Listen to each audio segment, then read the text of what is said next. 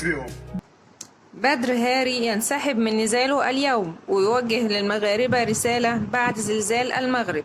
السلام عليكم ورحمة الله وبركاته.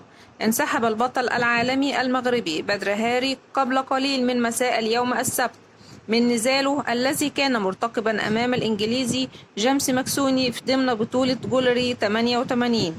وقرر النجم المغربي الانسحاب من المواجهة وطالب بتأجيلها إلى وقت آخر بسبب زلزال المدمر الذي ضرب المملكة المغربية أمس الجمعة. وقال بدر هاري في كلمة للجمهور الحاضر بقاعة دوم دو باريس بالعاصمة الفرنسية: المغرب مجروح والناس ماتت وأطفال فقدوا والديهم، وما جاتش أنا نلعب وندابز ونفرح. ووعد الحضور بعودة قوية وأقسم على ذلك، وأضاف: هذا ماتش وقت باش ندابس، هذا وقت المغرب، والله يرحم اللي ماتوا. حيث ارتفعت حصيلة ضحايا الهزة الأرضية التي سجلت أمس الجمعة إلى 1305 وفيات و1832 إصابة، من بينهما 1220 إصابة خطيرة. والسلام عليكم ورحمة الله وبركاته.